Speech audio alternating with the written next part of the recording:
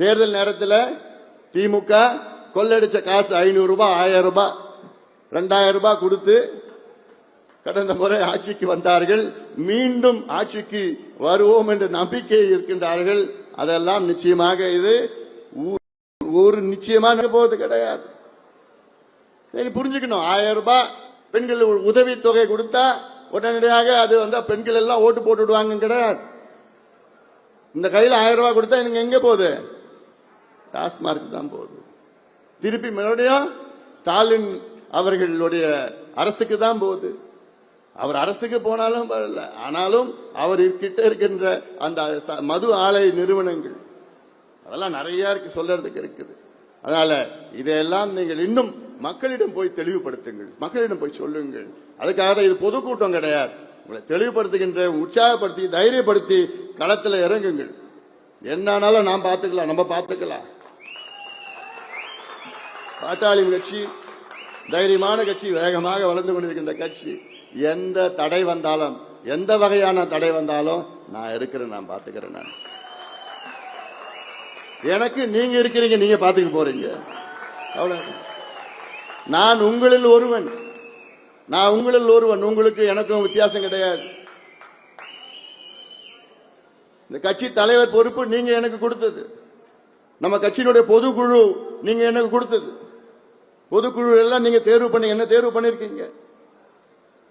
அதனால பொதுக்குழுவால் தேர்வு செய்ய நானும், நம்முடைய பொதுச் செயலாளர் வடிவேல் ராவணன் இருக்கின்றார், நம்முடைய பொருளாளர் திலகபாமா இருக்கின்றார்கள். நானும் உங்களுடைய ஒரு தொண்டன் தான், உங்களை போன்று நானும் ஒரு தொண்டன் தான், அவ்வளவுதான். என்னுடைய நோக்கம் என்ன? இந்த கட்சியை அடுத்த கட்டத்துக்கு செல்ல வேண்டும், இந்த சமுதாயத்திற்கு விடிவு கொண்டு வர வேண்டும், என்னுடைய நோக்கம்.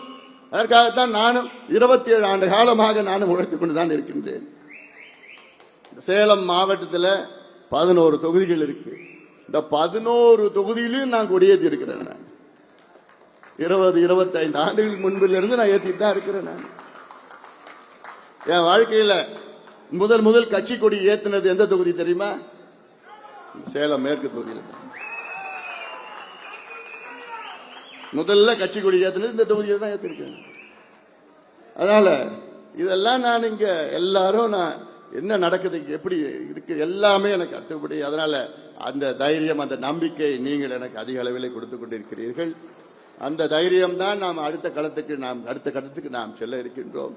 நடக்கின்ற இந்த குழப்பங்கள் எல்லாம் நிச்சயமாக அதை நான் பார்த்துக் கொள்கின்றேன். நீங்கள் என்ன செய்ய வேண்டும்? களத்திலே தைரியமாக இறங்குங்கள், களத்தில் இறங்குங்கள். இதுல ஸ்டாலின் அவர்கள் கடந்த தேர்தலுக்கு முன்பு கொடுத்த வாக்குறுதிகள் 510 வாக்குறுதிகள் திமுக உங்களுக்கு கொடுத்தது, உங்களுக்கு நான் மக்களுக்கு கொடுத்தது. அதில் வெறும் ஒரு 60-70 வாக்குறுதிகள்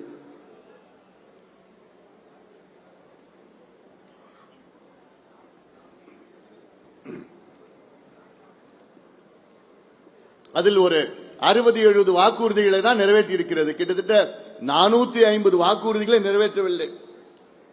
அதில் எவ்வளவு வாக்குறுதிகள் அல்ல, சும்மா நான் ஒரு 25 தான் நான் சொல்றேன். நான் அதில் ஏன்னா ஸ்டாலின் அவர்கள் ஊரா போயிட்டு இந்த ஷோ பண்ணி வச்சிருக்கிறாங்க. அந்த காலத்தில் மன்னர் ஆட்சியில அமைச்சரை பார்த்து, அமைச்சரே மக்கள் மகிழ்ச்சியாக இருக்கின்றார்களா அப்படின்னு கேட்பாங்க. அமைச்சர்கள் ஆமா மன்னா, மக்கள் மகிழ்ச்சியாக மாதம் மும்மாறி பொழிகிறது, பெண்கள் எல்லாம் மகிழ்ச்சியாக இருக்கின்றார்கள், விவசாயிகள் எல்லாம் ஓஹோ நின்றிருக்கின்றார்கள் என்றெல்லாம் அப்படியெல்லாம் சொல்றது போன்ற இப்ப நடக்கிற அந்த கூத்து, அந்த காமெடி எல்லாம். பிடிஆர் பழனிவேல் ராஜன் சொல்றாரு, தமிழ்நாட்டில் தொழில் வளர்ச்சியே இல்லைன்னு ஒரு அமைச்சர் சொல்றாரு. ஆனா நம்ம முதலமைச்சர் என்ன சொல்றாரு? ஓஹோன்னு இருக்குது தமிழ்நாடு, ஓஹோன்னு இருக்குது. 10 லட்சம் கோடி முதலீடு தமிழ்நாட்டில் நடந்திருக்குது. எங்கேயா நடக்குது? பிள்ளைங்களுக்கெல்லாம் வேலை கிடையாது. எங்கே வெளி மாநிலத்தில் இருக்கிற பிள்ளைங்களுக்கு வேலை கொடுக்குறீங்க. அதில் 25 வாக்குறுதிகள் நான் படிக்கிறேன். நான் அனைத்து தொகுதிகளிலும் மக்கள் குறை தீர்க்கும் முகாம்கள் நடத்தப்படும் என்று சொன்னேன். நடத்தல. சட்டப்பேரவை நிகழ்ச்சிகள் தொலைக்காட்சிகளில் நேரலை செய்யப்படும். இல்ல. சமையல் எரிவாயு சிலிண்டருக்கு 100 ரூபாய் மானியம் வழங்கப்படும். இல்ல. மாதம் ஒரு முறை மின் கட்டணம் செலுத்தும் திட்டம் செயல்படுத்தப்படும். இல்ல.